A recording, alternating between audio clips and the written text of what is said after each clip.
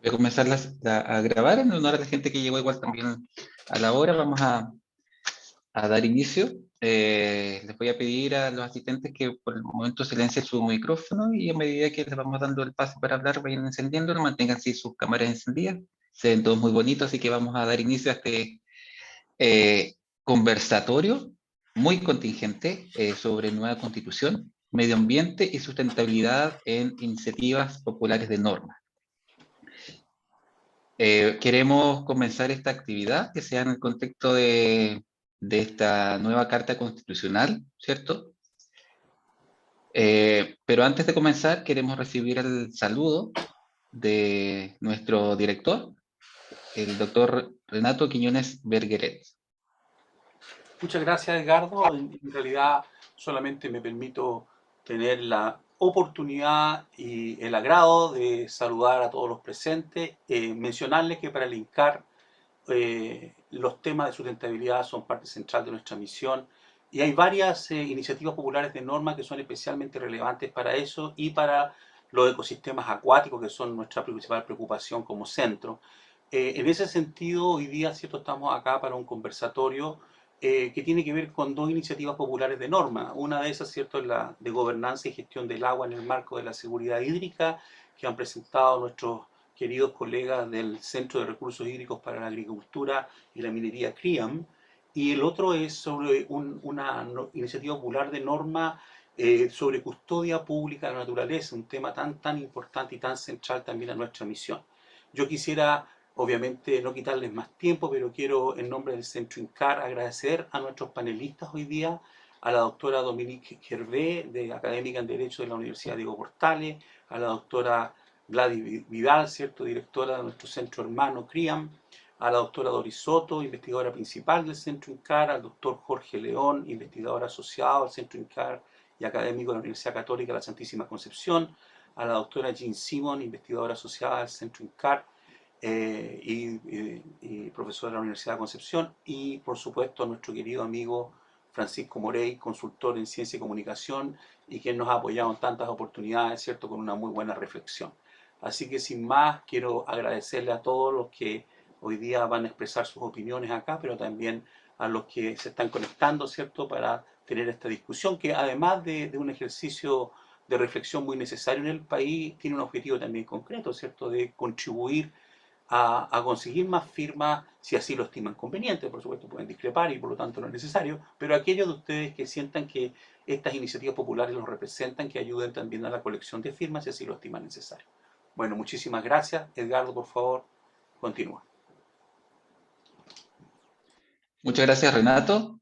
Ahora, para contextualizarnos en este conversatorio, vamos a recibir a la doctora Jean Simon, que nos va a hablar sobre este proceso constitucional, la nueva constitución y efectivamente qué son las iniciativas de norma popular.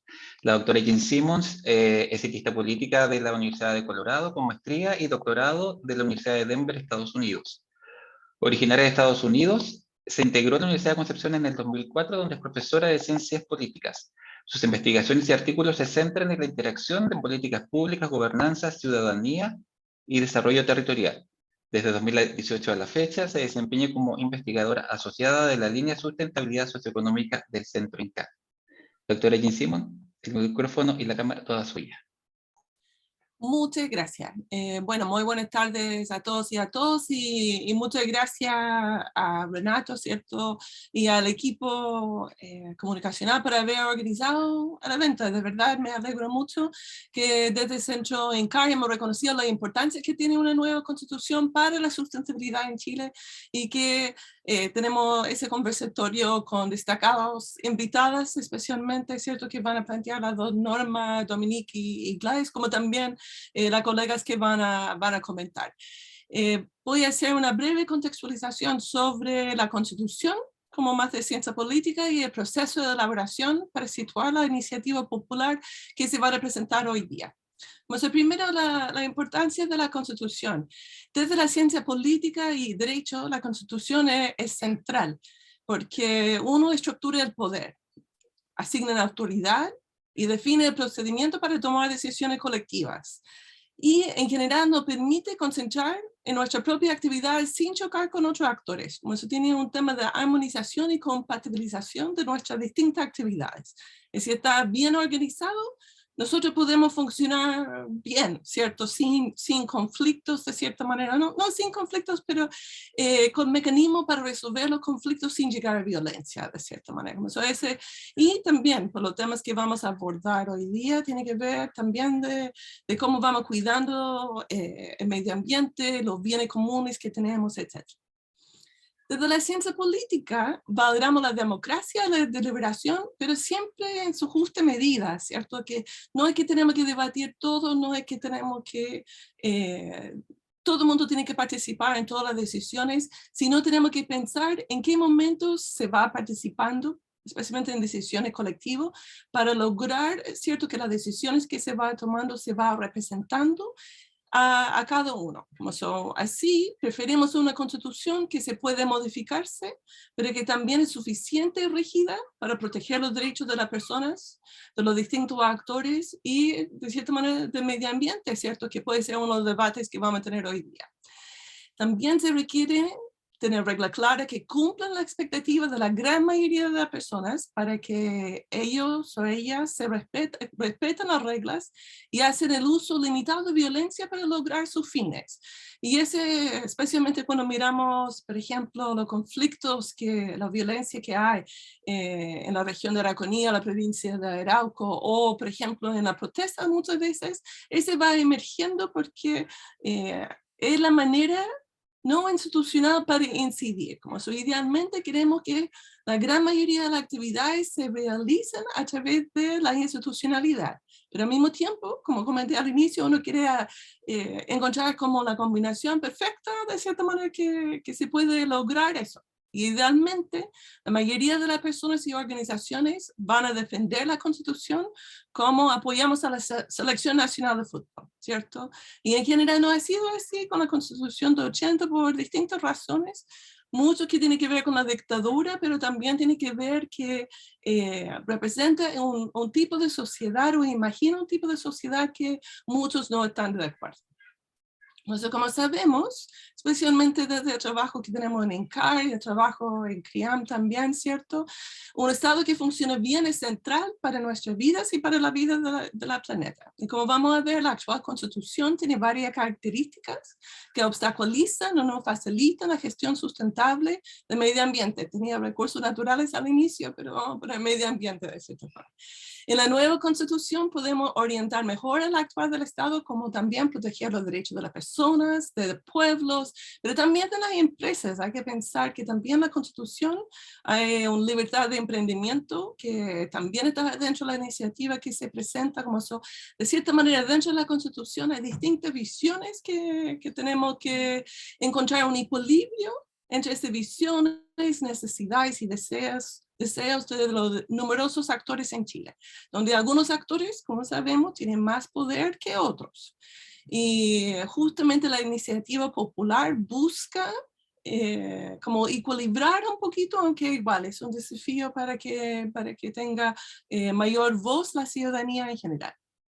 Para una politóloga, participar, observar, pensar y aportar en ese proceso de elaboración de una nueva constitución es una oportunidad soñada. Nunca pensé que iba a pasar en mi vida, ¿cierto? Pero nos exige pensar desde la ciencia política cómo se encuadran distintos componentes y si hay nuevas combinaciones que podrían generar mejores resultados. Igual, insisto, es un desafío súper importante. Y no solamente en el tema de medio ambiente, porque de cierta manera que la gobernabilidad que se logra no se logra con la nueva constitución también va a incidir en la gobernanza de los recursos naturales o del medio ambiente. Y es importante notar que escribir una constitución se realiza in situ, ¿cierto? No en un laboratorio vacío, donde hay múltiples factores a considerar. Cada proceso tiene distintas aristas y la efectividad de cada constitución dependerá de su coherencia con el contexto político, económico, cultural, social y ambiental. Y por lo mismo, en temas ambientales es fundamental un debate interdisciplinario donde se requiere definitivamente aporte de los y las expertos. Como eso, no solamente que ustedes, yo diría, participar apoyando a distintas iniciativas como ciudadanos, ciudadanas, pero justo con el comentario, por ejemplo, que dijo Renato al inicio, ese tipo de precisiones también se puede hacer llegar a las distintas comisiones y van llegando para definir una norma. Ya, pues, ¿dónde estamos? La convención se constituyó el 4 de julio de 2021 con 150 miembros, ahora 154 por el Rojas Vade que renunció, con paridad de género, con escaño reservado para los pueblos originarios y con mucha presencia de movimientos sociales, además de partidos políticos. Eso tiene una configuración diferente a la política tradicional de Chile y definitivamente diferente a las personas que han escrito las constituciones anteriores. El proceso se ha organizado en distintas etapas. La primera etapa correspondió a la elaboración del reglamento, cómo se delibera y toma decisiones, y establecieron 10 comisiones, 7 de contenidos, más las comisiones de participación popular, de derechos de pueblos indígenas, que define la consulta indígena, y de transversalidad, que va a organizar la coherencia interna. La segunda etapa corresponde al trabajo en comisiones, y cada comisión aborda un conjunto de temas interrelacionados. Como ejemplo, ¿cierto? Tenemos la Comisión 5 que aborda medio ambiente y modelo económico, y ambas iniciativas que vamos a analizar se presentan allá.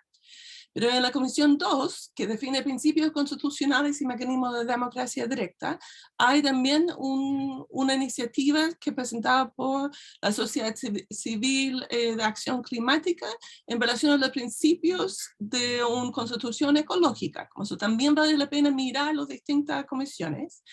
La Comisión 3 es forma de Estado que aborda temas de descentralización, autonomía territoriales, cargas tributarias territoriales, que también va a tener mucho impacto. Estaba pensando especialmente en lo que es la iniciativa de gobernanza de agua, donde tiene un nivel local, cómo se va interactuando con esos elementos. Y también la Comisión 7, que aborda sistemas de conocimiento, ciencia y tecnología. Eso en verdad hay varios, y le invito de ir mirando. Hay muchas iniciativas como va a haber. En esta etapa se realizaron audiencias públicas donde cada comisión recibió a expertos y distintos actores planteando temas y generando recomendaciones en relación a las normas. Se sesionaron en distintas regiones, incluyendo la región del Biobío, como parte de los procesos de participación popular. Destaco también que todas las sesiones están grabadas y se puede seguirlas en vivo a través de convención.tv, y todas las sesiones de plenaria también están todas disponibles. Actualmente estamos en la tercera etapa, que corresponde a la elaboración de normas para las comisiones convencionales, por las comisiones convencionales, como también por parte de la ciudadanía y organizaciones. Hoy vamos a conversar sobre 2 iniciativas populares, porque surgen desde la sociedad, que tienen hasta el martes 1 de febrero para obtener 15.000 apoyos, para así ser discutida en una de las comisiones, ¿cierto? Cuando se postula, se identifica la comisión. Cada persona, cada ciudadano, incluyendo yo como residente, como extranjero residente, con nuestra clave única, puede apoyar hasta 7 iniciativas dentro del sistema. Ella es bastante amigable para leer y para apoyar, piden que confirma y todo eso. Hay 2.486 iniciativas populares que cumplen con los criterios de forma, y 299 corresponden a la Comisión 5 de Medio Ambiente. Y como comenté, hay también una iniciativa ambiental, al menos en la Comisión de Principios Constitucional, que es la iniciativa 4.658. Durante el mes de enero, que falta poco, se reciben las iniciativas populares y de constituyentes para ser analizadas en la comisión correspondiente. Ya hay 327 iniciativas informadas en el sistema, varios que son de popular, que ya ha logrado los 15.000 firmas. Y este número aumentará en los próximos días. También hay, que no incluía ya, iniciativas de pueblos indígenas también, que tienen un procedimiento diferente. Durante febrero y marzo se van aprobando y modificando las normas en comisión para después pasar a pleno para su aprobación, modificación o rechazo. Será un proceso iterativo y es muy probable que hay normas que se contradicen entre sí. Ya hay normas o iniciativas de normas que han subido, que no es posible que ambos se aprueben. porque están completamente opuestos. Y la cuarta etapa corresponde a la armonización de los contenidos y seguramente ese se concentrará en el mes de mayo. Tiene hasta el 5 de julio como plazo máximo para entregar la propuesta total de la Constitución. Y después vendrá el proceso de plebiscito de salida con voto obligatorio. Y ese seguramente va a ser al inicio de agosto. Hoy tenemos la posibilidad de escuchar y analizar esas dos iniciativas, como también profundizar un poquito más en cómo asegurar de cierta manera que hay temas de sustentabilidad dentro de la Constitución que yo creo que sí va a salir. Eso, muchas gracias. Muchas gracias, doctora Simón. Entonces ahora, ya que estamos más contextualizados, vamos a dar inicio entonces al conversatorio. Vamos a comenzar con la presentación de la doctora Dominique Hervé. Propuesta Custodia Pública de la Naturaleza. Mientras comentaré que la doctora Dominique de la Universidad de Chile posee un máster en Derecho Ambiental de la University College London, Universidad de Londres, y es doctora en Derecho de la Pontificia Universidad Católica de Valparaíso. Actualmente se desempeña como profesora asociada de la Universidad Diego Portales, donde ejerce como directora del programa de Derecho y Política Ambiental y profesora del Departamento de Derecho Público de la Universidad Diego Portales. Doctora Hervé, el micrófono es todo suyo. Muchas gracias por la introducción, por la presentación que hizo la doctora Simons antes, que me pareció súper clara respecto al proceso que estamos viviendo y a lo que viene, ¿no es cierto?, de aquí a mitad de año. A mi juicio, fuera de lo interesante, ¿no es cierto?, y de todos los desafíos que implica este proceso, es bien impresionante lo corto, ¿no es cierto?, del plazo para llegar a elaborar una constitución y el trabajo que significa para la mayoría de las personas que están participando en este proceso, ¿no? Así que creo que es una iniciativa, es un proceso que evidentemente es muy especial, único en muchos ámbitos. Y bueno, voy a explicar brevemente en qué consiste esta propuesta de iniciativa popular de norma que elaboramos entre varias personas. La verdad que yo la presenté, pero fuimos varios los que trabajamos en la redacción, entre ellos Verónica Delgado, que es profesora de la Universidad de Concepción, con la cual trabajamos directamente en redactar esta norma, y con varias otras profesionales, abogados y profesionales del medio ambiente, estuvimos discutiéndolo desde mucho antes, digamos, desde todo el 2020, incluso el 2021, a partir del análisis de una doctrina que se llama la doctrina del Public Trust, ¿no? Entonces, a partir de esa doctrina del Public Trust, que tiene en Estados Unidos una aplicación importante, pensamos en elaborar esta propuesta que incorpora elementos de la doctrina del Public Trust, pero pero agrega otros, ¿ah? Y en ese sentido lo adaptamos a lo que es la realidad chilena en términos de lo que es la regulación de la naturaleza, ¿no? Entonces, ese es el origen de esta propuesta. Y bueno, la presentamos, creo que se publicó el 15 de enero, hace poquito.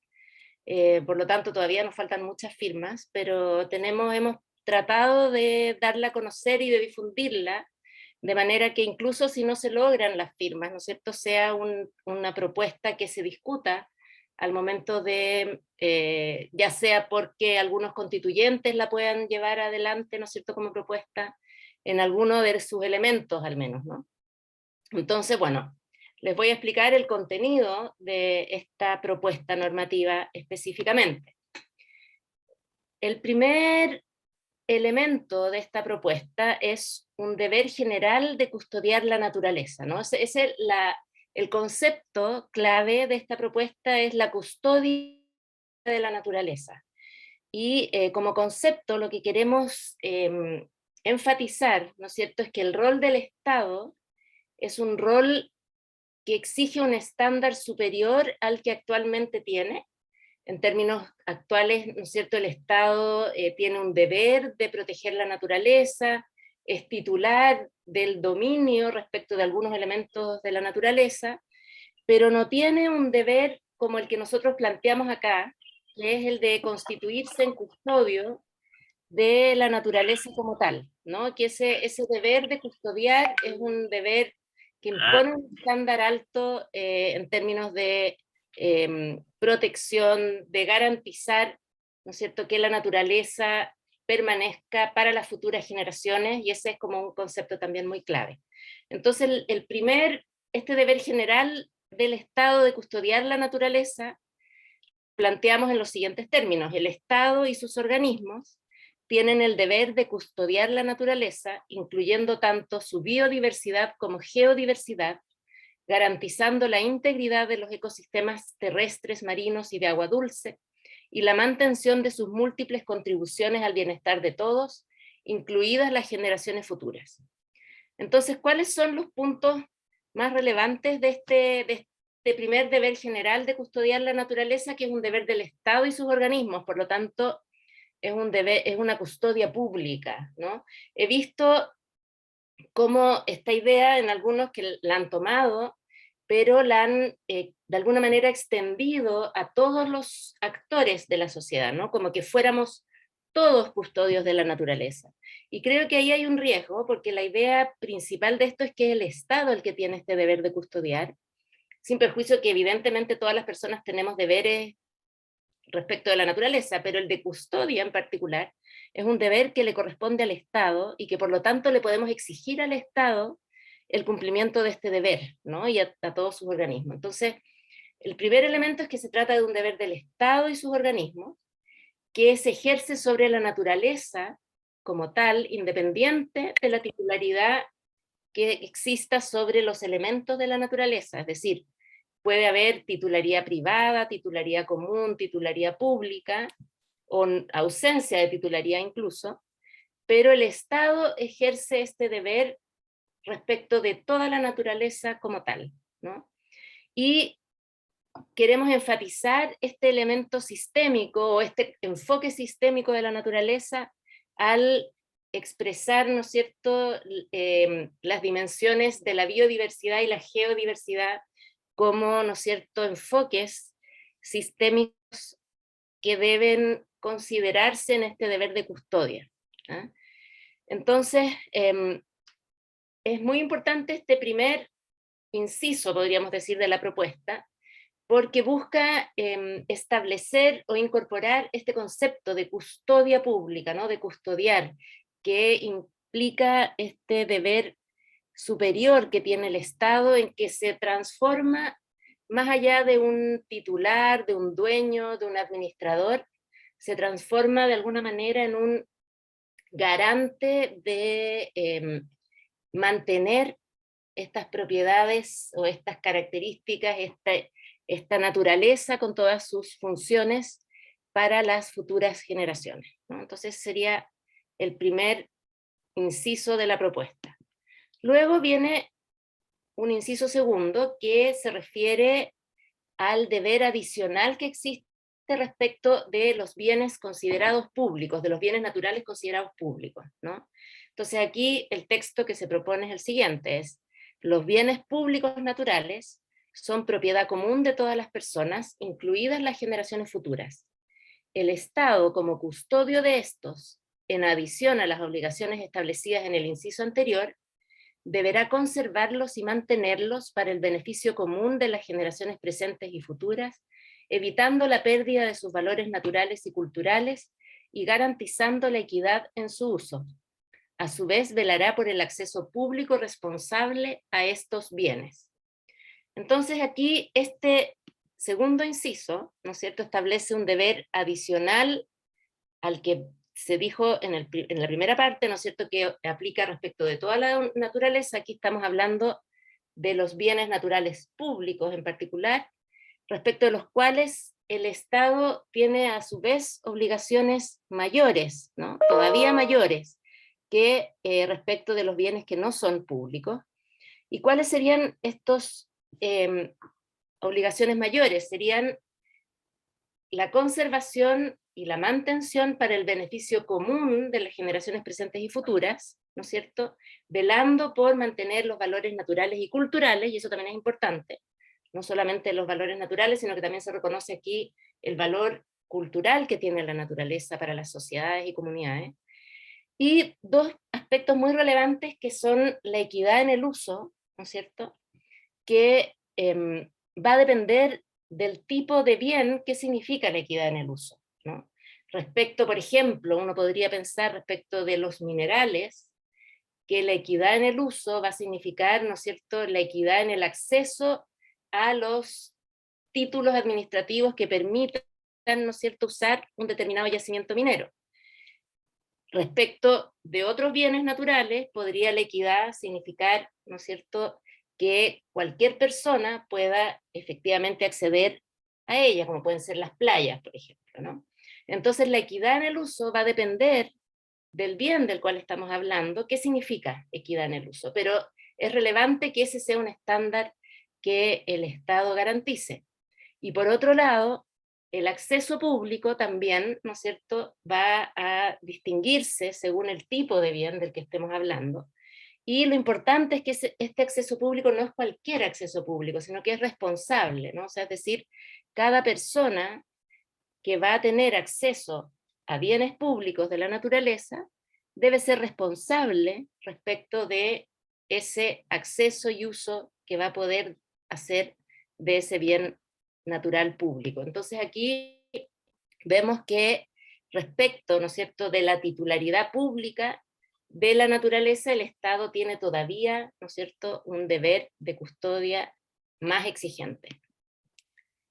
¿Y cuáles son los bienes públicos naturales? Aquí lo que hicimos fue elaborar un listado que no es taxativo, son bienes que ya algunos son considerados públicos y otros que incorporamos en esta categoría de públicos por el valor estratégico que tienen en términos de su relevancia para la conservación de la naturaleza. Entonces, les leo, son bienes públicos naturales, sin perjuicio de lo que por ley se agregue, el mar territorial, su fondo marino y las playas de la zona costera, que ya son, ¿no es cierto?, públicos, las aguas, sus cauces y playas, que también son públicos, los glaciares y los humedales. Estos elementos de la naturaleza no tienen actualmente, ¿no es cierto?, esta asignación de titularidad pública.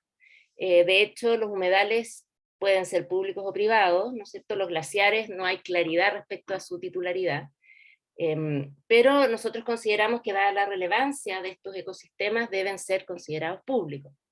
Los campos geotérmicos, los vientos y otras fuentes de energías renovables que defina la ley. Solamente identificamos estos porque consideramos que son probablemente los que en la actualidad tienen mayor relevancia, pero esto no significa que otros fuentes de energías renovables puedan eventualmente publicarse. Los campos geotérmicos actualmente son públicos, aun cuando se ha publicado de manera, a mi juicio, errada, ¿no es cierto?, cuando se dice que es la energía geotérmica la que es pública, ¿no? En realidad la energía, a mi juicio, no es la que, no es el elemento de la naturaleza, sino que es el campo geotérmico, ¿no?, las aguas calientes con todo lo que eso implica. Entonces, bueno, ese sería otro de las categorías de bienes públicos naturales.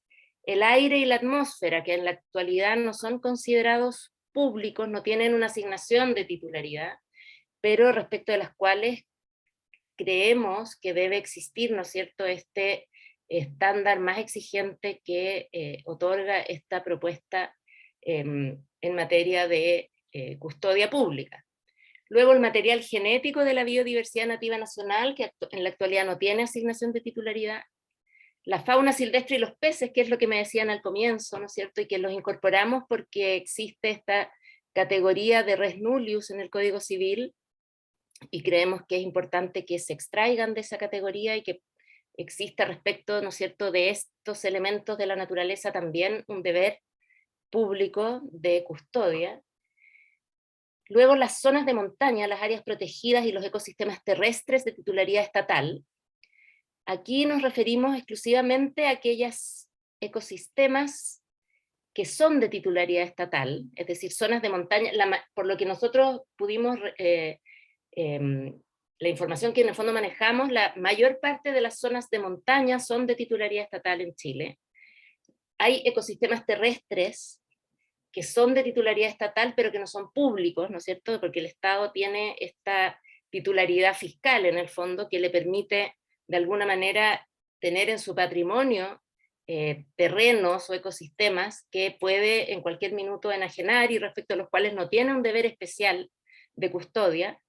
Y bueno, las áreas protegidas en buena parte, ¿no es cierto?, son de propiedad del Estado. Por lo tanto, quisimos incorporar estos elementos de la naturaleza en este rol de custodia pública del Estado. Y luego los minerales y el subsuelo, que ya son públicos, pero son también actualmente, ¿no es cierto?, considerados en la Constitución como bienes estatales, ¿no? O sea, son del Estado los recursos minerales y el subsuelo, y creemos que deben también incorporarse dentro de esta categoría de bienes públicos naturales, que tiene, ¿no es cierto?, esta connotación que veíamos en el inciso anterior, que es de bienes que el Estado custodia en nombre, ¿no es cierto?, de todos, ¿no?, de las generaciones presentes y futuras. Entonces aquí lo importante es que es un listado no taxativo, que por lo tanto la ley puede ir incorporando otros, que busca dar un estatuto básico y común a los bienes naturales de dominio público. En la actualidad los bienes o los elementos de la naturaleza que son de dominio público están regulados de manera fragmentada y no con una mirada integral, ¿no es cierto? Y lo que nosotros creemos que es importante es que la Constitución establezca las bases comunes a los estatutos regulatorios que después las leyes definirán en detalle, pero que no pueden obviar, ¿no es cierto?, estos elementos básicos y comunes, lo que permitiría dar a la regulación de la naturaleza un enfoque sistemático, no sistémico. Y luego lo que les decía, que se consideran bienes naturales públicos los que ya son de dominio público, pero se agregan otros que consideramos que tienen un valor estratégico para la conservación de la naturaleza, también para enfrentar los efectos del cambio climático. Una cuarta parte de la norma, un cuarto inciso, se refiere al uso privativo que otorga el Estado de los bienes naturales públicos mediante títulos administrativos, que pueden ser concesiones, autorizaciones, permisos, ¿no? Entonces, lo que nosotros queremos aquí, nuevamente, es garantizar un estatuto básico común, mínimo, que permita, ¿no es cierto?, entender la regulación de la naturaleza de titularidad pública con ciertos estándares, ¿no es cierto?, que después se desarrollen de manera más precisa respecto de algunos elementos de la naturaleza que requieren regulaciones específicas. Entonces, lo que aquí se dice es que todo título administrativo que permita el uso privativo de los bienes naturales públicos, por ejemplo, una concesión minera, por ejemplo, un derecho de agua, será otorgado conforme a la ley. También es importante esta referencia a la ley porque creemos que también tiene que haber cierta estabilidad en las condiciones por las cuales se otorgue el uso privativo de bienes a particulares. Entonces, todo título administrativo que permita el uso privativo de los bienes naturales públicos será otorgado conforme a la ley por el Estado y sus organismos en su calidad de custodios, y aquí vienen las características, ¿no?, las condiciones, de manera temporal, sujeto a causales de caducidad y revocación, con obligaciones específicas de conservación, estableciendo limitaciones, restricciones y tarifas, siempre que ellas estén justificadas en el interés público y el beneficio colectivo. Y una frase final y fundamental es que estos títulos no generan derechos de propiedad privada, que es lo que actualmente, ¿no es cierto?, ha llevado de alguna manera a una privatización de los bienes de la naturaleza que son del Estado, ¿no?, como por ejemplo las aguas o la minería, los recursos minerales. Entonces las concesiones mineras, por ejemplo, que en la actualidad el concesionario adquiere la propiedad privada de esa concesión, ya no existiría eso como un derecho que otorga, ¿no es cierto?, la Constitución, lo mismo respecto de los derechos de agua, de las concesiones de energía geotérmica y eventualmente de otras autorizaciones o títulos mediante el cual el Estado permita a los privados acceder al uso y aprovechamiento de elementos públicos de la naturaleza. Entonces, bueno, nuevamente reiterar que la idea de esto es establecer un estatuto general para toda la naturaleza que permita una regulación consistente y coherente, que es lo que en la actualidad no existe, ¿no? Que hayan principios comunes y bases comunes para esta regulación. Muy importante que los elementos o bienes de la naturaleza que son considerados públicos no pueden privatizarse a través del otorgamiento de propiedad privada sobre estos títulos administrativos. Y luego, finalmente, se termina la propuesta mediante una norma que permite una acción ante los tribunales para exigir el cumplimiento de este deber de custodia, de estos deberes de custodia por parte del Estado, ¿no? Y dice, cualquier persona podrá acudir a los tribunales, los que no podrán rehusar conocer de esta acción, para exigir el cumplimiento de los deberes constitucionales de custodia de la naturaleza establecidos en esta norma. La ley determinará el procedimiento y los requisitos de la acción que aquí se consagra. ¿Qué es lo importante de esta norma? Primero, que consagra una acción popular, es decir, cualquiera puede reclamar. Esto es lo que se conoce como una amplia legitimación activa, ¿no es cierto? De manera que no puede un tribunal negarse, ¿no es cierto?, a que cualquier persona pueda reclamar el cumplimiento de este deber de custodia. Por eso es importante también que el deber sea del Estado, porque cuando el deber es de todos, ¿no es cierto?, el Estado se puede excusar diciendo, bueno, pero esto lo debió haber hecho, esta custodia no me correspondía a mí, en este caso le correspondía a este otro sujeto, ¿no es cierto?, que está usando este elemento, este bien de la naturaleza. Entonces se podría excusar, ¿no? Entonces, por eso, a mi juicio, es tan importante que esta custodia se entienda como una custodia pública del Estado. Los tribunales no se pueden excusar de conocer esta acción, y eso también es importante y lo ponemos expresamente porque tenemos una tradición en nuestro país de cuando no se ha regulado expresamente, ¿no es cierto?, una acción, los tribunales pueden excusarse y decir, bueno, no existe una regulación precisa de esta acción, por lo tanto, mientras no haya una ley que defina los requisitos y procedimientos, yo no me voy a pronunciar. Aquí decimos que efectivamente la ley debe definir los requisitos y procedimientos, pero tenemos esa prevención en el sentido que si no se dicta la ley, igualmente los tribunales deberán conocer de esta acción, ¿no es cierto?, que exige el cumplimiento de este deber por parte del Estado de custodiar la naturaleza. Aquí puse al final, ¿no es cierto?, los logos de todas las organizaciones que nos han apoyado en esta propuesta popular de norma, que son bastantes, que son algunos ONGs, algunas universidades, ¿no es cierto?, programas de universidades, están aquí patrocinando también, promoviendo y difundiendo esta iniciativa popular de norma. No es fácil en todo caso promover lograr las firmas que se requieren, pero hemos logrado juntar a un grupo importante de profesionales, de ONGs, de sociedad civil, de académicos, que han apoyado y han querido y han creído, ¿no es cierto?, en esta propuesta normativa. Hasta ahí mi presentación. Muchas gracias. Muchas gracias, Dominique. Entonces vamos a dar paso a la segunda presentación, la de la doctora Gladys Vidal Sáez, Gobernanza y Gestión del Agua en el marco de la seguridad hídrica. La doctora Gladys Vidal Sáez es ingeniero civil industrial con mención en agroindustrias de la Universidad de la Frontera. Tiene un doctorado en ciencias químicas, programa biotecnología ambiental de la Universidad de Santiago de Compostela. Actualmente se desempeña como profesora titular de la Universidad de Concepción, donde imparte las cátedras de tecnología del agua, calidad del agua y sistemas de tratamiento, gestión, reciclaje y reuso del agua en los procesos productivos, entre otros.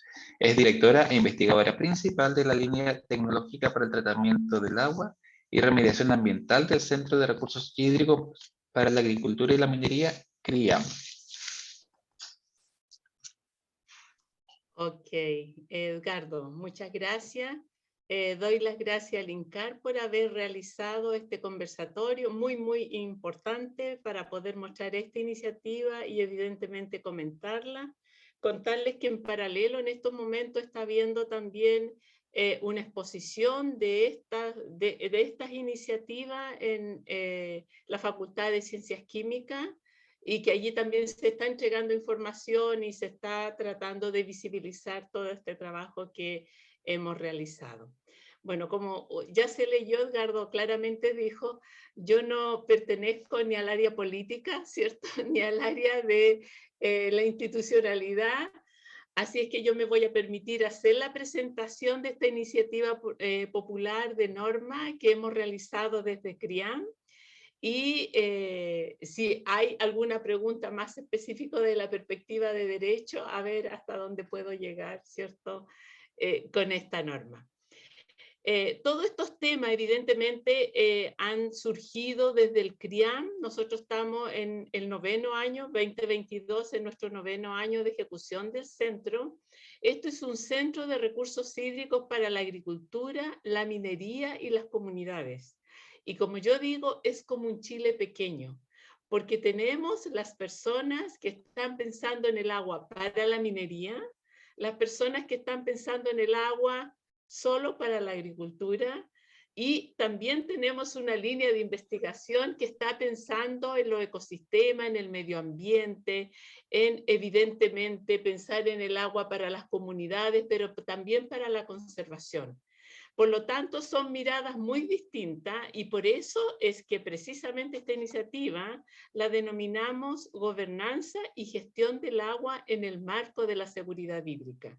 Porque el tema común que tenemos en el CRIAM es que creemos que todos necesitamos, ¿cierto?, tener agua, pero tiene que tener una jerarquía. El agua, ¿cierto?, debiera estar claramente pensado el derecho humano al agua en primer lugar, conservación de los ecosistemas y pensada el agua también para el desarrollo socioeconómico. Nosotros partimos con este centro el 2013. Yo sé que lo que voy a decir aquí es como muy tremendo, ¿no? Pero el 2013 no era clara esta jerarquía. Esta jerarquía claramente todos los investigadores lo tienen claro ahora, pero antes no es clara. Entonces, esta iniciativa, voy a partir con mi presentación, entonces, esta iniciativa es la 47.538 que hemos ingresado, también más o menos la ingresamos creo que hace muy poquitito, como a principio de 8 de enero, 10 de enero, una cosa así, más o menos lo mismo que nos comentaban anteriormente. Está ingresada en la Comisión de Medio Ambiente, Derechos de la Naturaleza, Bienes Naturales Comunes y Modelo Económico. Y el tema es Derecho Humano al Agua y Estatuto Constitucional del Agua. ¿Cuál es el problema que queremos solucionar o que queremos de alguna manera, cierto, que esté cubierto con esta iniciativa popular? Estamos claramente, cierto, todos muy sensibilizados con la megasequía presente en Chile por más de 13 años. Este tema lo ha llevado muy bien un centro también FONDAP, que es el CR2. Estamos clarísimos que el cambio climático nos ha dejado, cierto, un problema que es irreversible, y entre ellos precisamente está el cambio, cierto, de la cantidad de agua que tenemos por precipitaciones. El código de agua que tenemos, sabemos que se han realizado cambios muy recientes, pero demoraron esos cambios mucho tiempo, ¿cierto?, en las distintas comisiones de hacerse realidad, pero son claramente insuficientes debido al cambio climático, y estos cambios tampoco permiten poder hacer una gestión, ¿cierto?, integrada en cuencas, por ejemplo. Y la intención de atender a las necesidades de generaciones actuales y las oportunidades de crecimiento y desarrollo de las futuras. O sea, no estamos pensando que de repente cuando estamos frente solo al desarrollo económico, siempre se está pensando en maximizar la productividad ahora, en desmedro de pensar en las generaciones futuras, y esas generaciones futuras para poder que puedan precisamente tener este desarrollo, tenemos que conservar los ecosistemas. Y por último, ¿cierto? Dentro de esta problemática que estamos diciendo, tiene que haber un cambio de paradigma respecto a la relación con los recursos naturales, y por eso también escuchamos la iniciativa anterior, ¿verdad? Lo que significa hacer un uso sostenible de esto, teniendo en cuenta el bienestar humano, las personas y, por último, el desarrollo que queramos hacer en los distintos territorios. Por lo tanto, también aquí hay que considerar una descentralización. ¿Cuál es la situación ideal? La situación ideal corresponde a un sistema de gobernanza que promueva la explotación sustentable de los recursos naturales. Es decir, que haya un equilibrio en lo que estemos retirando de ese ecosistema, pero al mismo tiempo tenemos que protegerlo pensando precisamente en la mantención y en la generación de esto para generaciones futuras.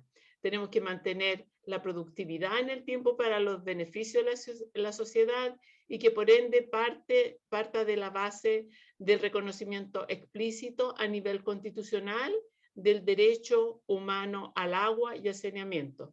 Recordemos que el derecho humano al agua está dado precisamente por la ONU el 2010 en una asamblea en que no es solamente el agua para beber, agua limpia en cantidad y calidad, sino también al saneamiento. Y si miramos el territorio que estamos habitando, por ejemplo, en regiones, claramente sabemos que tenemos problemas de agua para beber, pero el saneamiento aún está mucho más retrasado de llegar a todas las localidades. Por otro lado, queremos reconocer de manera explícita el derecho humano al agua y al saneamiento, incorporar además aquellos usos que no dicen relación con la lógica extractiva y productiva que ha imperado en el régimen privado de las aguas, que un poco hemos venido teniendo hasta la hora. Establecer claramente la gestión de cuenca como unidad territorial básica, la cual se ajusta a la realidad socioecológica, y esto evidentemente al pensar en la unidad territorial estamos pensando, ¿cierto?, en desarrollos totalmente descentralizados, que podamos entender el territorio como distinto dependiendo de donde estemos. Y esto permitiría también tomar decisiones locales, participativas, respecto no solo a los usos productivos, sino también a los usos culturales, recreativos y ecofuncionales. ¿Cuál es el argumento que tenemos para esto? Es que deberíamos conservar los ecosistemas acuáticos naturales y la biodiversidad que los sustenta. Creo que hay temas y los comunes con lo que se presentó anteriormente. Responde a conflictos globales como la falta de agua para las comunidades, que reduce su calidad de vida con la consecuente pérdida de su cultura, o migraciones a polos supraurbanizados y nuevas demandas. Entonces, esto igual estamos pensando en pueblos originarios, por ejemplo, o en migraciones de otras personas que ya no tengan agua, y pensemos, por ejemplo, todo el problema que pasó en Petorca, por ejemplo.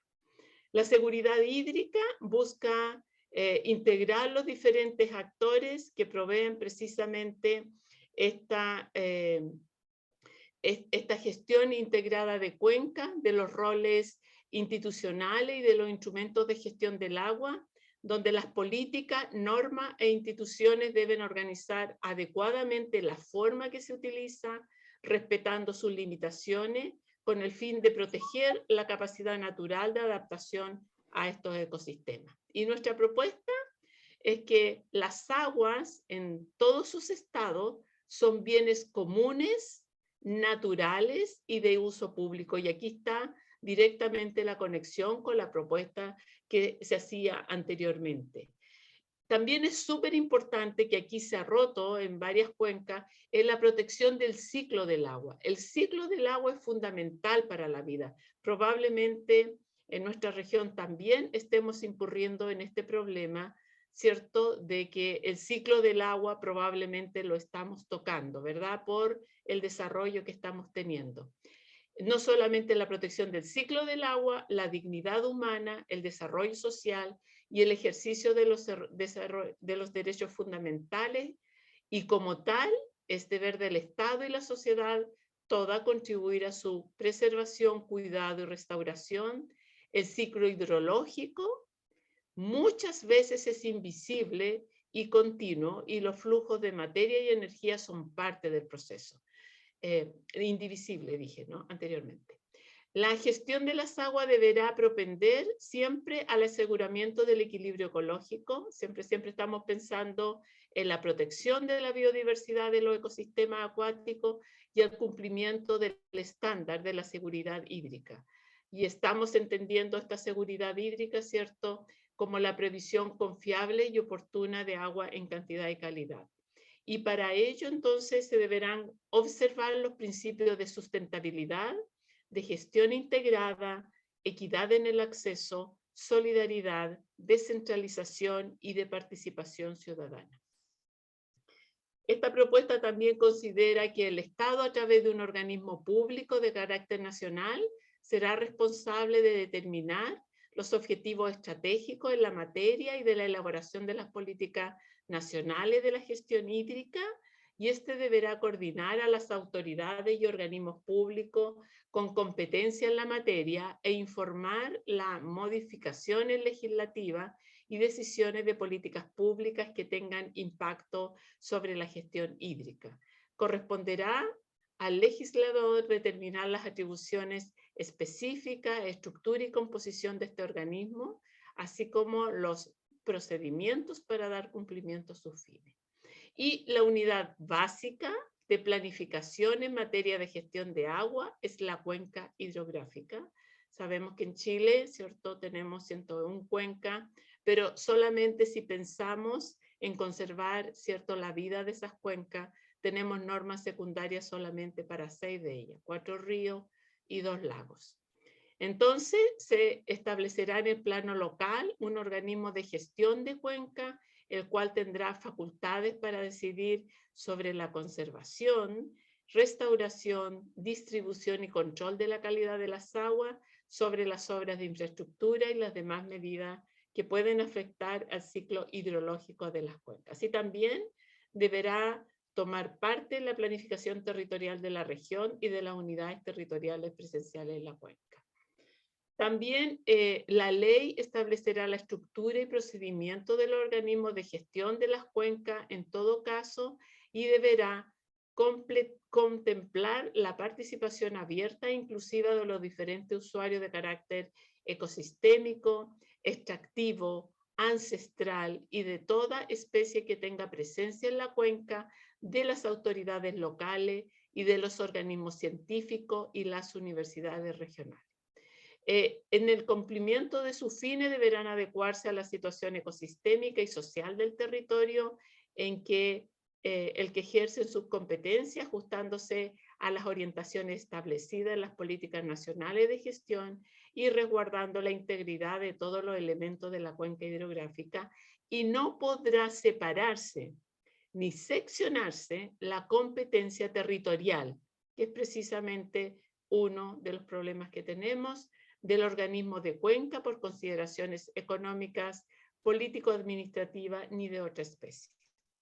Y las políticas y objetivos nacionales en materia hídrica, así como los planes establecidos por los organismos de cuenca, tendrán siempre como fines prioritarios resguardar según el orden siguiente: cumplimiento de las funciones ecosistémicas mínimas, la disponibilidad de agua para el ejercicio del derecho humano al agua y saneamiento, y el desarrollo de la agricultura y subsistencia. Los demás usos prioritarios deben ser establecidos por los instrumentos en la materia, tomando como base las necesidades de cada cuenca y la evidencia científica disponible. También esta propuesta indica que el Estado, a través de sus diversos organismos, reconoce y protege los usos ancestrales de los pueblos originarios respecto de las aguas, así como también su vínculo ancestral, tradicional y costumbres relacionadas con el manejo de las mismas, y para ello se asegurará su participación en las instancias nacionales, locales y locales de gestión a través de sus representantes y autoridades ancestrales determinados de manera autónoma. Y toda persona o comunidad afectada podrá, en la forma que determine la ley, reclamar ante la administración o recurrir ante los tribunales de justicia por el incumplimiento de los deberes del Estado en materia de gestión integral, sustentable de las aguas establecido en esta Constitución. Los organismos de cuenca tendrán la facultad de representar los intereses autónomos de la respectiva cuenca hidrográfica y del ecosistema existente en ello, cuando así sea requerido en sede administrativa o jurisdiccional. Y para ir terminando, la aplicación del principio de gestión integrada de las aguas comprenderá tanto las cuencas ubicadas íntegramente dentro del territorio de la República como aquellas de carácter transfronterizo. En consecuencia, el Estado deberá generar la coordinación y colaboración suficiente con los demás países involucrados a efecto de gestionar de manera sustentable dichos cuerpos de agua, especialmente tratándose de ecosistemas hídricos vulnerables como glaciares, acuíferos, humedales, salares y los demás que determinen las normas internas y los acuerdos internacionales aplicables.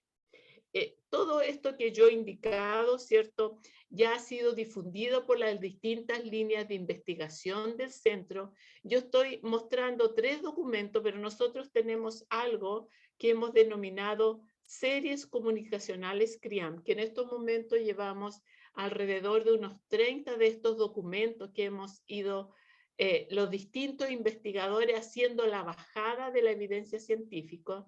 Y básicamente hay mucha más información, pero desde el CRIAM nos basamos en el derecho humano al agua, cuyos autores son Amaya Alves, Rodrigo Castillo, sustentabilidad y seguridad hídrica, de María Elisa Díaz, de Natalia Julio y de Ricardo Figueroa, y gobernanza y gestión del agua en el marco de la seguridad hídrica, de Natalia Julio, de Roberto Ponce y de Ricardo Figueroa.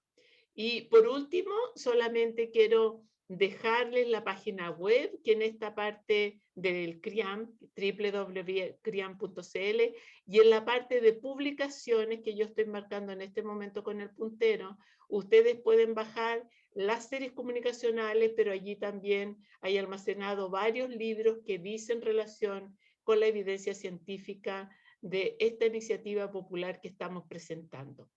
Aprovecho también de contarles que aquí están nuestras redes sociales, en cual hay mucha de esta información, no solamente impresa, como es el caso de las series comunicacionales, sino en YouTube hay almacenado alrededor de unos 200 cápsulas, cierto programa, grabaciones, etcétera, cursos que tienen que ver precisamente con los temas en que hemos enmarcado esta iniciativa popular. Creo que con esto ya estoy terminando y muchas gracias nuevamente por la invitación y por estar contando esta iniciativa popular para todos los presentes. Muchas gracias, doctora Vidal. Entonces vamos a dar inicio entonces al panel de discusión. Vamos a abrir ya, vamos a invitar a nuestros comentaristas invitados de hoy día, que tenemos 3. El primero de ellos es el Francisco Morey. Francisco Morey es periodista licenciado en Comunicación Social de la Universidad Austral de Chile. Él cuenta con una larga trayectoria en temas relacionados con intersección de ciencia, conservación y políticas públicas, especialmente en conservación marina. Actualmente es encargado de desarrollo organizacional de la ONG Ballena Azul, y a contar de marzo de 2022 se unirá al equipo comunicacional de la Vicerrectoría de Investigación, Desarrollo y Creatividad de la Universidad Austral de Chile. También nos acompaña en este panel la doctora Doris Soto. Doris Soto es Benavides, es licenciada en Biología de la Facultad de Ciencias de la Universidad de Chile y posee un doctorado en Ecología de la UC Davis en Estados Unidos.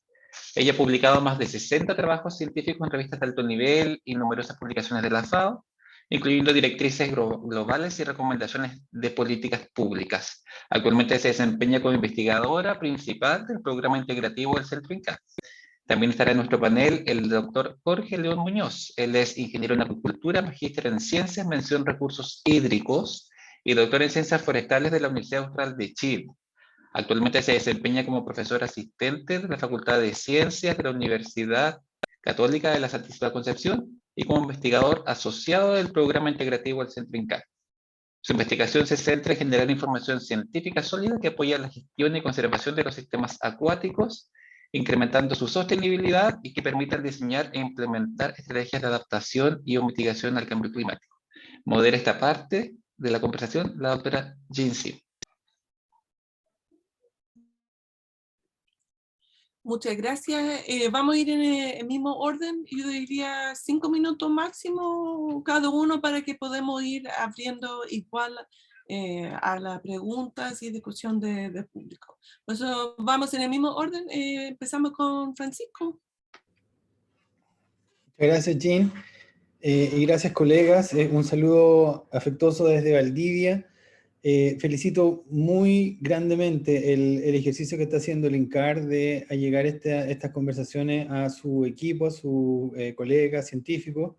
Este es un proceso realmente avasallador lo que está pasando con la discusión de la nueva constitución. Muchas veces se ha conversado cuál es la intensidad de participación, qué intensidad se necesita de participación de la comunidad científica en temas de política pública, y probablemente no va a haber un proceso más intenso que este en mucho tiempo en nuestro país. Lo que me lleva a la primera reflexión de decir que como les digo, es abrumadora la cantidad de propuestas que han llegado, y además es realmente increíble la seriedad con lo que en general la mayoría de las personas han tomado este proceso. Por supuesto, felicitar a nuestras dos expositoras por lo que han presentado, porque han sido propuestas increíblemente bien estructuradas. Da la impresión en algún momento de que nos dejan, como dices en buen chileno, puntadas sin hilo. Pero se nota que hay un trabajo muy largo detrás. Conozco un poquito más el trabajo que presentó Dominique, es una conversación bastante larga que está ocurriendo, que viene desde hace muchos años, diría yo, pero que afortunadamente se ha encontrado con esta oportunidad de colocar el tema en carpeta. Es bien interesante todo lo que está pasando con los científicos en general en el entorno y contexto de la elaboración de la nueva constitución. En primer lugar, la cantidad de nombres de personas que han llegado a ser constitucionales, ¿cierto? Y lo que ha ayudado a derribar ese mito de que los investigadores están un poco atrincherados en la universidad o en los centros de investigación. Se han sometido a la voluntad popular, han participado en campañas como cualquier ciudadano y han logrado una representación muy grande. Eso ha contribuido a acelerar la llegada de la perspectiva científica y del estado del arte y la investigación en muchos temas, a impactar políticas públicas. Y esa probablemente es la primera lección que queda, ¿cierto? Que más allá del resultado final de la conformación del articulado de la nueva constitución, la comunidad científica ha enfrentado, diría yo, en Chile de una manera increíblemente responsable y destacada la responsabilidad que le ha tocado enfrentar en cuanto a facilitar la llegada de información a un proceso tan fundamental como es la elaboración de la nueva constitución. En términos ambientales o en el contexto ambiental es particularmente complicado lo que se plantea, y estoy seguro que las colegas que nos precedieron muchas veces avanzaron y retrocedieron pensando en qué es lo objetivo que uno puede plantear para garantizar que, por ejemplo, el Estado se haga cargo de la responsabilidad de proteger los ecosistemas, los servicios ecosistémicos en general. Ese ejercicio reflexivo es un ejercicio que obviamente hay que hacer lo posible por llevarlo al texto de la Constitución, pero de nuevo mi perspectiva y mi planteamiento hacia ustedes es que es muy afortunado que una gran porción de la comunidad científica esté haciendo ese ejercicio. Algunos de ellos alcanzaron a llegar a propuestas de norma. Yo conozco a varios que no alcanzaron a llegar, aunque tuvieron todas las ganas. Pero la pregunta que queda es ¿cuánto más puede crecer la comunidad científica en general con una organización ni siquiera muy profunda, una organización básica, ¿cierto? Como un actor, un actor social, como organizacional, para llevar de mejor manera a políticas públicas en general el estado del arte en las distintas líneas de trabajo. Por ejemplo, en el caso del agua, ¿cierto? Estamos nosotros sometidos como país a una serie de debates cruzados que están permeados tanto por la escasez como por los tipos de usos que se están haciendo, y eso variando de territorio en territorio. Y el ejercicio que nos plantea la posibilidad de enviar una propuesta de norma es decir, ok, ¿qué es lo conceptualmente consensuado en términos de conocimiento científico y qué es lo que nosotros podemos transformar en algo instrumental, ¿cierto? La Constitución se va a demorar varios años en finalmente operar como tal. Y en el intertanto, me parece que las presentaciones que nos precedieron, lo que nos han dejado son una suerte de ruta de qué es lo que hay que ir haciendo en términos de apoyar o incluso dejar de lado en algunos casos algunas ideas de nueva política pública. Una cosa va a ser la norma constitucional, otra cosa van a ser las leyes que la hagan verdadera y por supuesto de ahí para abajo los reglamentos que correspondan en cada caso. Nosotros hemos hablado muchas veces con los colegas del INCAR sobre el uso del mar, por ejemplo. Cómo protegemos el mar en su totalidad, cómo nos hacemos cargo de que Chile es un país marítimo. Este ejercicio que se está planteando ahora, obviamente que ojalá que llegue con la mayor fuerza posible a la Constitución con la idea de que Chile es más mar que tierra, ¿cierto? Pero todavía nos queda un camino por recorrer en que la comunidad científica ojalá que haya recibido el mensaje de que se necesita una mayor articulación y una mayor perspectiva desde la política pública, es decir, desde la sociedad a la ciencia y no tanto de la ciencia a la sociedad. Ese es un concepto que ha ido permeando afortunadamente en los últimos años. Francisco, ya si podía ir... La última idea, un último aprendizaje que diría yo que nos puede dejar este ejercicio es que para ser exitoso en una competencia, disculpe que lo plantee de esta manera, en una competencia por prevalecer o ser más conocido en términos de difusión, hay que entrar en los mecanismos tradicionales de difusión, marketing, comunicación, ustedes le podrán poner el nombre. Y eso también debe ser un llamado de atención para lo que la comunidad científica en el futuro próximo tenga que procesar, entender, de manera que la producción científica tenga una mejor llegada a la comunidad, porque ahora tenemos miles y miles y miles de propuestas, pero como ustedes ven, muy pocas son las que han logrado la meta que se ha planteado en términos legales. Eso sería, Jean, gracias. Muchas gracias, Francisco. Vamos a confiar que los chilenos y las chilenas siempre dejan el último minuto para decidir en cuál iniciativa. Les recuerdo que son 7 iniciativas y en verdad invita a la persona de ir mirando, como lo planteé al inicio, que la Constitución tiene que ser para todo el mundo, ¿cierto? No es una cosa como abstracto, muy lejos, justamente por muchos de los temas que se ha planteado. Ya.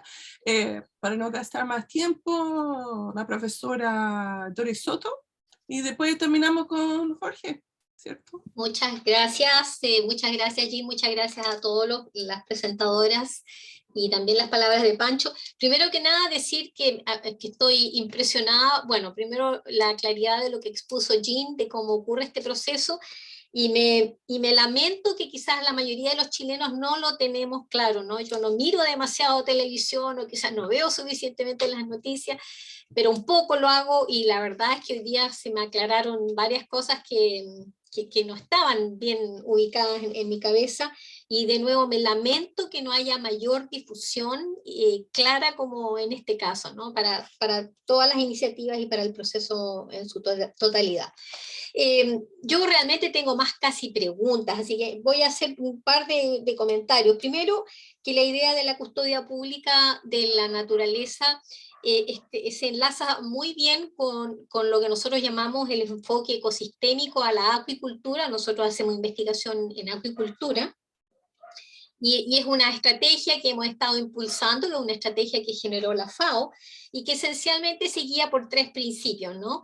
La acuicultura tiene que ocurrir dentro de los marcos aceptables y de la protección de la biodiversidad y de los servicios ecosistémicos, si no, no debería ocurrir.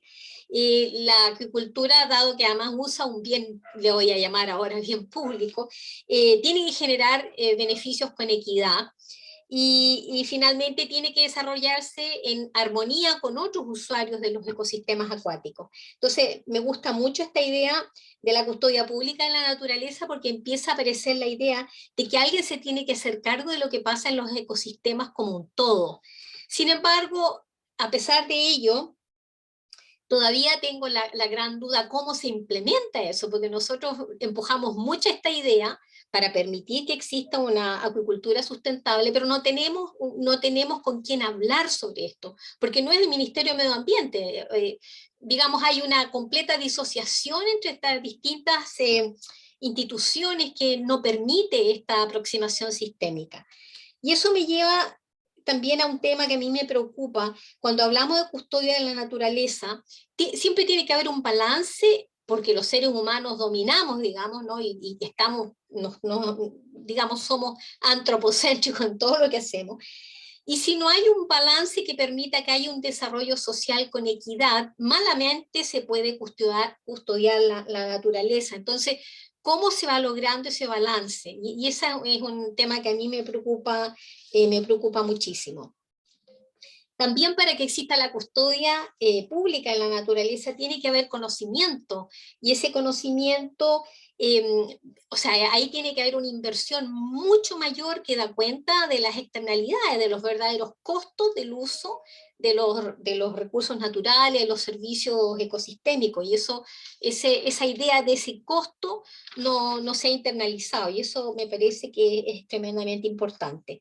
En particular, para nosotros es relevante este tema por las concesiones acuícolas, porque la mayoría de la acuicultura ya sea usa agua, ¿no? Para un uso entre comillas no consultivo, o usa concesiones acuícolas, y está usando un bien público, digamos, pero el uso de la concesión, a diferencia de la minería, la concesión, hay efectos, impactos sobre la concesión, pero hay impactos que van mucho más allá de la concesión, que no quedan en ninguna parte, porque no hay un custodio de ese ecosistema. Entonces, para nosotros siempre ahí hay un problema, y necesitamos abordar este tema con un foco en los ecosistemas y con una forma de cuantificar esto. Entonces, finalmente me preocupa que existan tantas iniciativas en torno a los temas ambientales, porque hay varias, digamos, y me preocupa que perdamos el foco en el sistema, ¿no?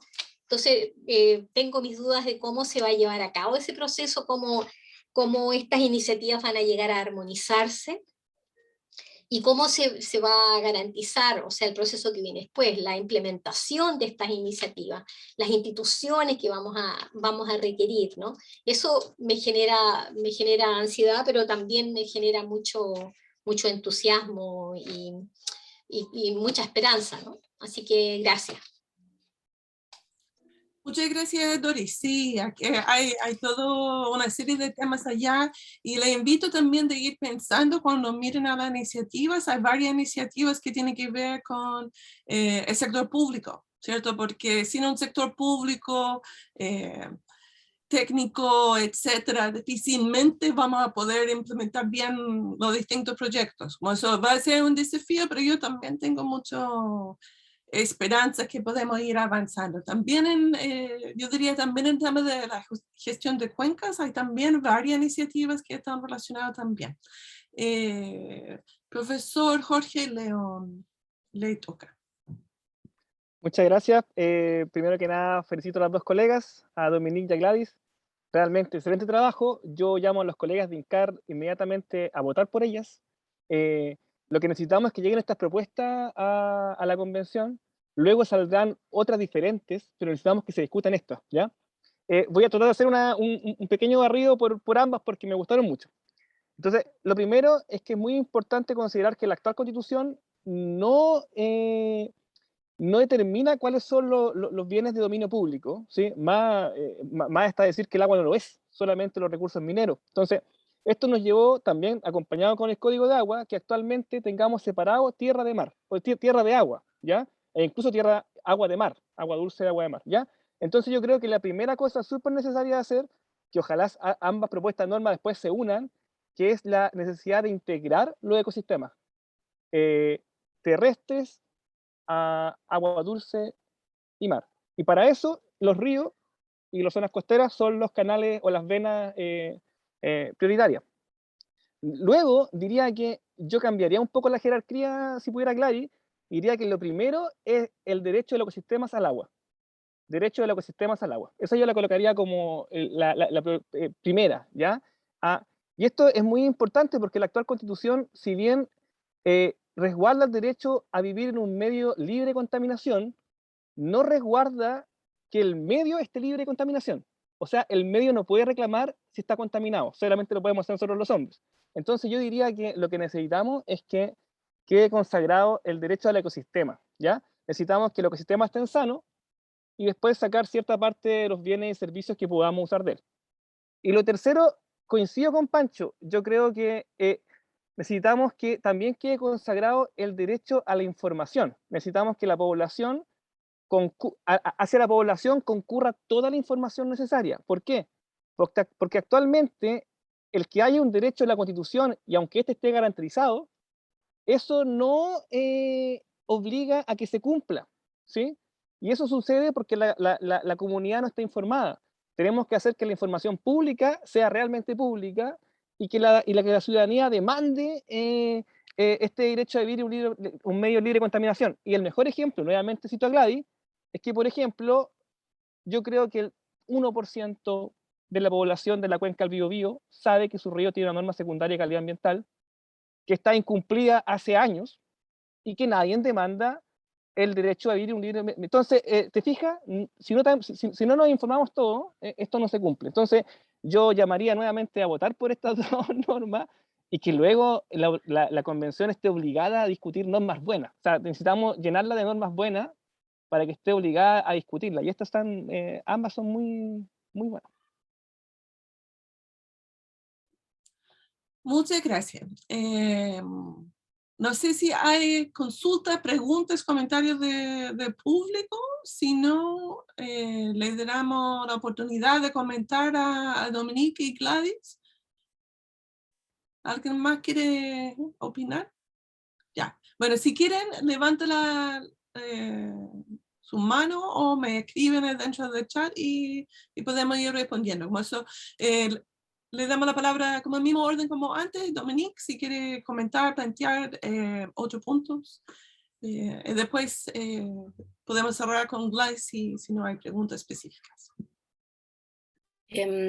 Sí, me parece súper interesante los comentarios que hicieron. Me pareció muy interesante también la propuesta de norma en relación con el derecho al agua y el derecho al saneamiento y todo lo que es la gobernanza en materia de agua. Creo que va muy de la mano con lo que estamos proponiendo en la custodia pública.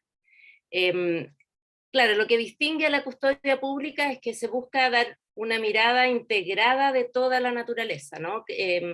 Y que yo creo que es muy compatible con luego establecer elementos específicos respecto del agua, por ejemplo, que parece ser estratégicamente quizás lo más relevante que tenemos que resaltar en la Constitución en términos de regulación de un elemento de la naturaleza. Entonces, creo que son muy compatibles. Me parece fundamental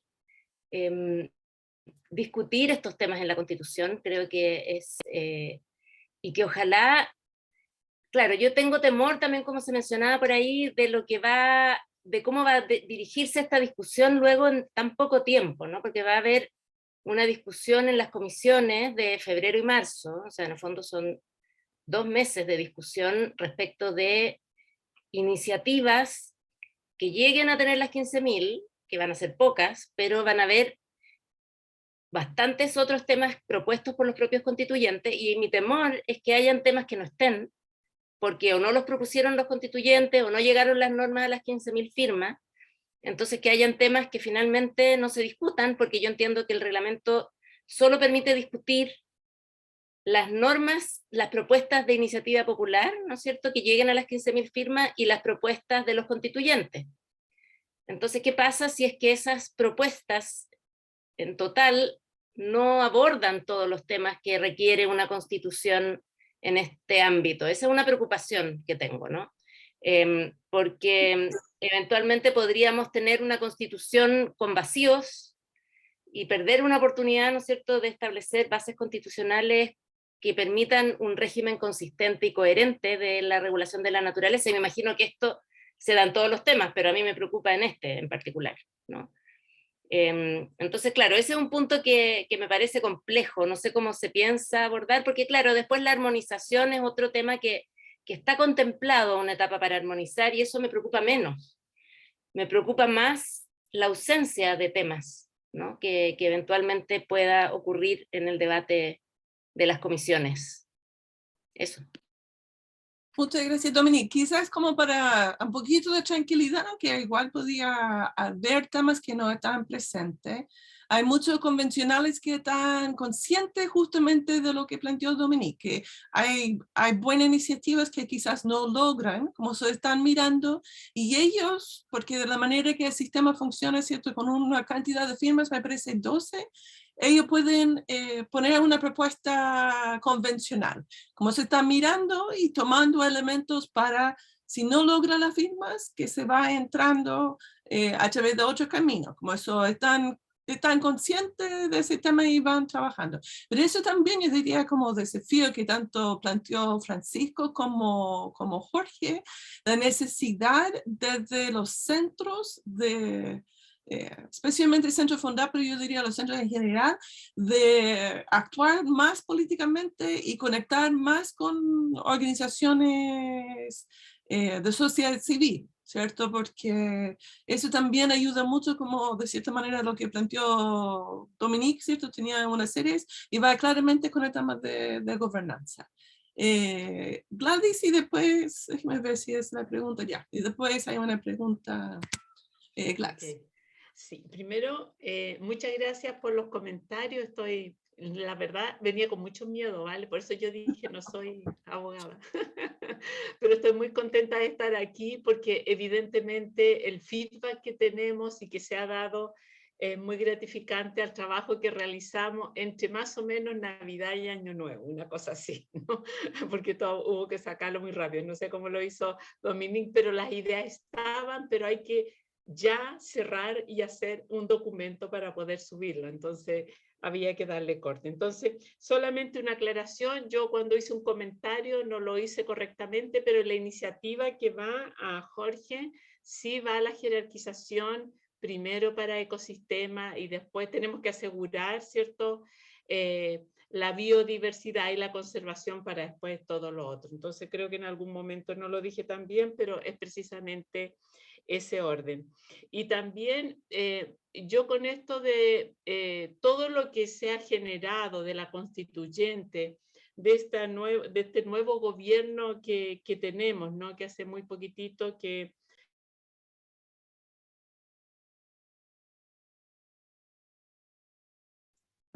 Ok, creo que sí. Parece que... voy a volver un poquito atrás. no es solamente con la constituyente, ¿cierto?, que se abre una manera distinta de mirar cómo se están produciendo los cambios en Chile, sino también con el nombramiento de estos nuevos ministros. Por ejemplo, Francisco, cuando hizo su intervención, nombró cómo los investigadores, o ¿cierto?, los que estamos en la universidad generando evidencia científica y formando, pareciera ser que no estábamos tan aislados de la realidad y empezamos a ser muy propositivos, estar muy conectados y demostrarlo. Nosotros claramente lo vemos en la constituyente, con las personas que están, lo vemos, hay gente muy cercana, por ejemplo, Cristina Dorador, que estuvo ahí en votaciones para ser presidenta. Quiero también destacar a Maya Alves, ¿verdad? Hay también personas de la universidad de otras regiones, quien está en estos momentos presidiendo la mesa, etcétera. Pero particularmente a Maya Alves, que es investigadora del CRIAM, es investigadora asociada. Entonces, si no llegamos a estas 15.000 firmas, yo tengo una esperanza, ¿cierto?, que todas estas iniciativas, como la que ha mencionado Dominique, que claramente tienen hilos conductores de ecosistema y conservación, de bienes públicos, etcétera, tengan de alguna manera una refundación y que puedan ser tomados por ello. Yo creo que todo el trabajo que hemos hecho no es un trabajo que si no logramos, estamos, y si no lo logramos, no quedamos. Yo tengo la esperanza que todo trabajo bien hecho va a quedar.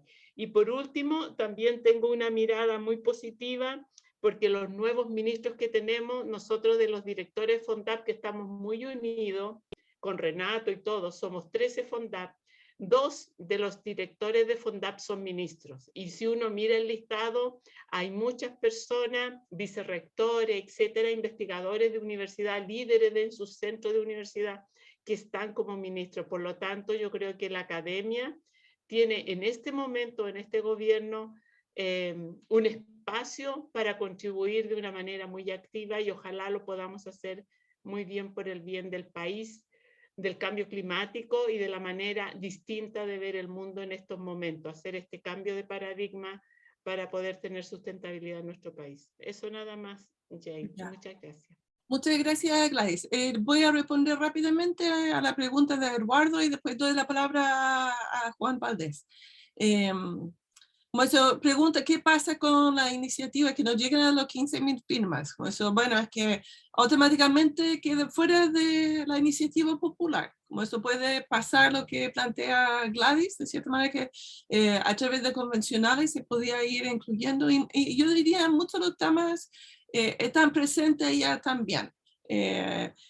Y igual, no es necesario que todo esté en la Constitución. La Constitución debe tener como principios claves y después a partir de eso uno puede ir bajando. Pero sí es importante, como yo diría, por ejemplo, en la propuesta de custodio público, y obviamente Dominique puede hablar mejor que yo como no soy abogado, pero esencialmente de ir nombrando todos los bienes naturales públicos o bienes públicos naturales es sumamente importante porque ya queda allá y hace mucho más difícil que lo saca de cierta manera. Juan. Gracias, Jean.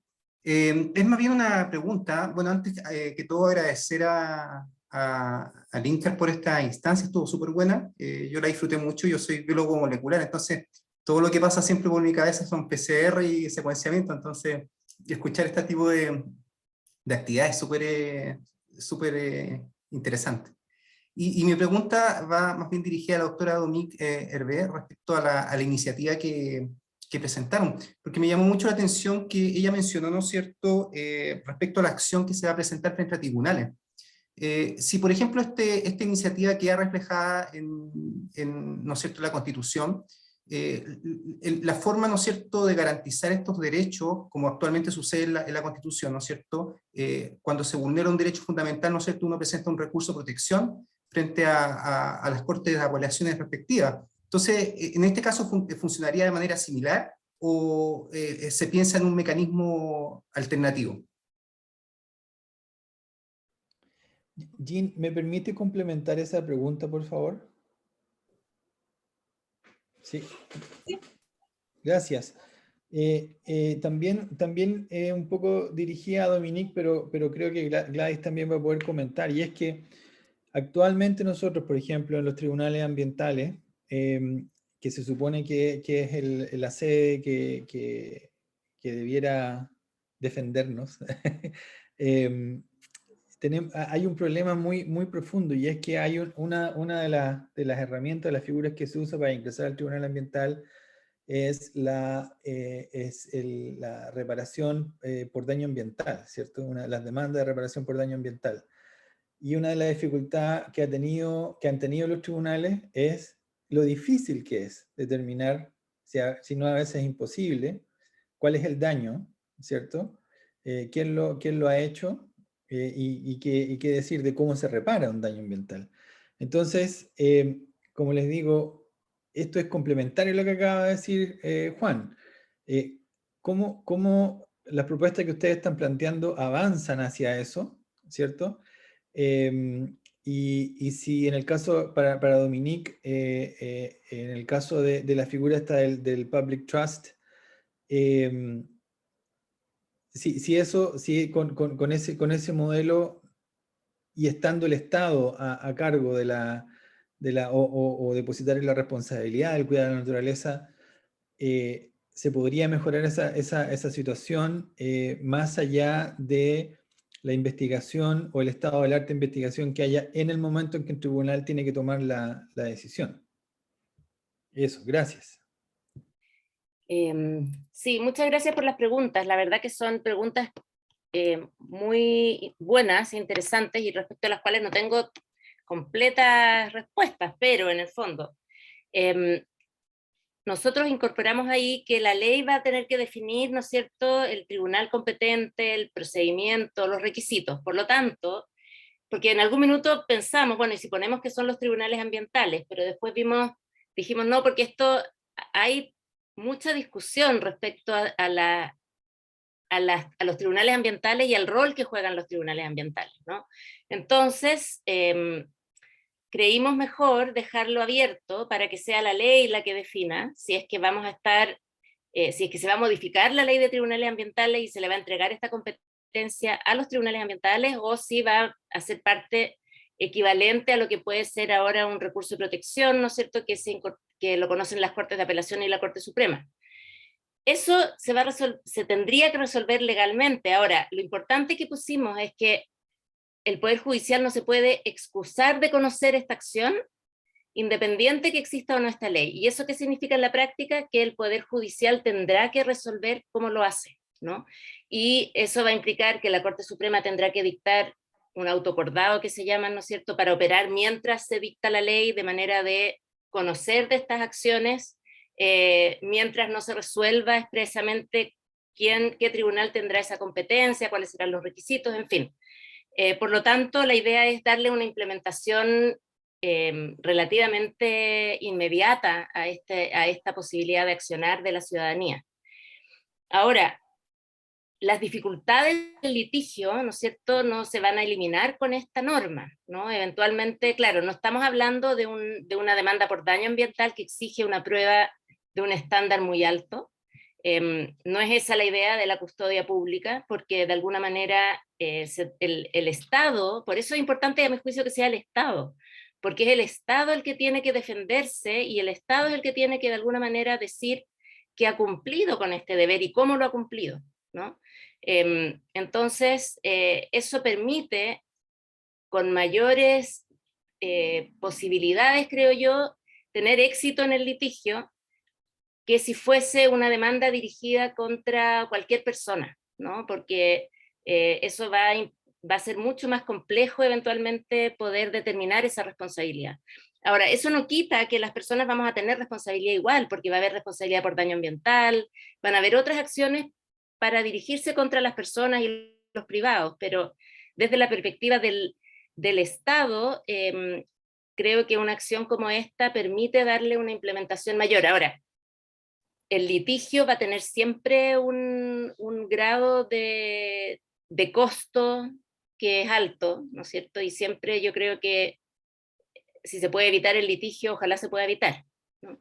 Pero hay casos en los que es necesario llegar a eso, y siempre va a ser costoso y va a ser difícil, pero por lo menos es una vía que permite buscar una solución, sin perjuicio que también creo que otras vías de implementación van a ser las regulaciones, ¿no? Las leyes, las normas que se dictan conforme a esta cláusula de la custodia pública.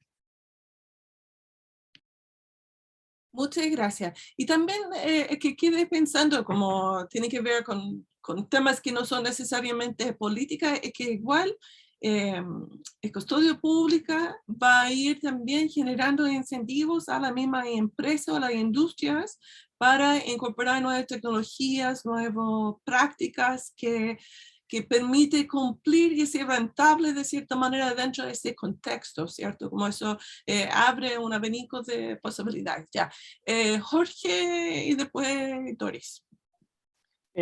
Para ambas colegas, yo creo que lo que hicieron como ejercicio, yo igual quería participar, al final no lo hice, demuestra o le da a demostrar a la convención el alto interés que hay de parte de la academia en participar.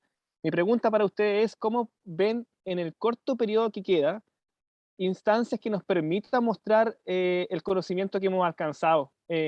Yo creo que las audiencias públicas no representan el nivel de conocimiento que existe en el país, porque son muy limitadas las personas que van a poder hablar. Y creo que sería súper importante que escuchasen lo que conocemos. O si no, pueden haber muchas cosas que se dan por no sabía y quizás las sabemos. Entonces, ¿qué piensan al respecto? Doris, y después le damos las palabras a Dominique y Gladys. Sí, gracias. Creo que ya Pancho incluso lo mencionó, pero de nuevo, este Estado como custodio público, estamos pensando, ¿no es cierto?, en los temas de castigo, pero también uno puede pensar en una manera diferente de establecer normas que sean más bien preventivas y más basadas en los incentivos. Y eso me lleva al tema de la educación, ¿no? Yo estaba pensando por qué en otros países, como, no sé, no voy a poner ejemplos, pero me ha tocado vivir en otros países donde la gente no hace cosas que dañan el medio ambiente normalmente por un tema de educación, no se les ocurre, no se les pasa por la cabeza. Y por lo tanto, este Estado, como un custodio público, adquiere también otros deberes importantes, como es el tema de una educación que está acorde con esta norma, ¿verdad? Esta es una pregunta en realidad, bueno, no sé muy bien, pero yo supongo que por ahí va como la parte fuerte de la implementación de este Estado custodio. Idealmente sí, yo diría, no sé si Dominique quiere comentar. Igual le puse, hay una iniciativa que es para educación social, el derecho a una educación socioecológica. Como eso también se podía, no sé cuánto tiene como apoyando eso. Dominique. Sí, yo creo que eso es muy importante. Yo creo que también introducir este concepto de custodio público del Estado cambia de alguna manera el rol del Estado frente a la naturaleza, frente a la relación del ser humano con la naturaleza. Creo que es un rol que cumple una función mucho más allá de la regulación específica de cada elemento de la naturaleza. O sea, yo creo que permite, como dice Doris, una mirada y un cambio cultural también, ¿no? De cómo nos relacionamos con la naturaleza. Muchas gracias. Gladys, no sé si quiere comentar. Sí, bueno, yo vengo de una facultad de ciencias ambientales, ¿no? Dori es muy conocida en la facultad, ¿no? Por profesor Parra, etc. Y nosotros somos unos convencidos que la clave es precisamente poder enseñar a todo nivel, poder enseñar ciencias ambientales en todas las carreras de la universidad. Esto no es en carreras solamente de índole que sean de ecología. Ojalá estuviera en todas las ingenierías donde van a haber personas que van a tomar decisiones y por lo tanto esto es transversal a toda la ciudadanía. Y probablemente estamos justo en este cambio de paradigma que yo digo que tiene que ver, lo estamos pensando en el cambio climático, pero cuando pensamos en el cambio climático y ordenamos los ODS, si ustedes lo ordenan piramidalmente, los ODS en la base para la sustentabilidad de la vida humana, quedan los ODS, el 13, el 14, el 15 y el 6. Todos tienen que ver con agua. Agua pura, ¿cierto? Agua limpia, y tienen que ver los ODS con agua, agua en la tierra, agua, qué sé yo, en los sistemas marinos, etcétera, y acción por el clima. Entonces yo creo que tiene que ver con una educación fundamental. Y respondiendo un poquitito a Jorge, yo sé, Jorge, que no hay mucho tiempo, no sé si es factible que los convencionales sepan todo lo que nosotros sabemos en el país, pero yo no creo solamente que sea la única instancia, por eso hablé de que da mucha ilusión el nuevo gobierno, cómo se ha armado. Yo creo que también hay oportunidades, y así hoy día por lo menos a mí me ha tocado estar, con las nuevas gobernaciones que se están haciendo en los distintos territorios. La gente está abierta al conocimiento que existe en las distintas regiones, al menos me ha tocado en Atacama y también aquí en la región del Biobío. Por lo tanto, yo creo que si no podemos decir todo lo que sabemos ahora y contar, ¿cierto?, lo que estamos pensando, yo creo que aquí hay una oportunidad bien hecha, bajando el lenguaje, que es el gran problema de comunicación que tenemos, poder contribuir para la sustentabilidad de los distintos territorios. Muchas gracias. En consideración de tiempo, en verdad ya son es casi las 7 de la tarde, 7:15. En verdad, bueno, aplauso para las dos presentadoras, ¿cierto? Muy interesante, tanto por la presentación como por la iniciativa de plantear una iniciativa, ¿cierto?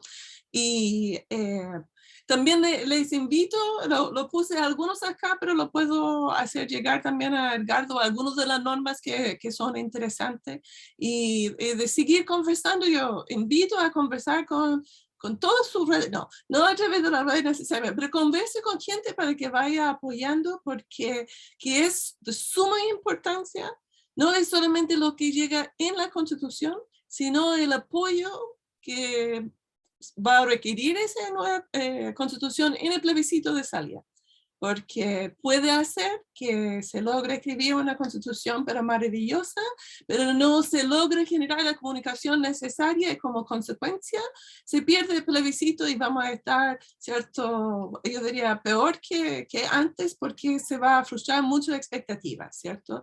Por eso mejor iniciar la participación. Y muchas gracias a ustedes. Puede dar la palabra a Edgardo para que pueda cerrar. Muchas gracias. Quiero agradecer a nuestras invitadas hoy día, a la doctora Gladys Vidal, a la doctora Dominique Hervé. Estupendas presentaciones, muchas gracias por su trabajo. Les deseamos el mayor de los éxitos en estas propuestas. También agradecer a todo nuestro panel, la doctora Doris Soto, a la doctora Jean Simon en su rol de moderadora, ¿cierto? Al doctor Jorge León y a Francisco Morey, también mi colega ya que está en Valdivia. Un abrazo fuerte, muchas gracias por acompañarnos al Centro INCAR, por abrir estos espacios. Y bueno, atentos que vamos a subir el video a nuestras redes a contar de mañana, así que para que puedan compartir y seguir impulsando este trabajo de manera conjunta. Muchas gracias, que tengan buena tarde.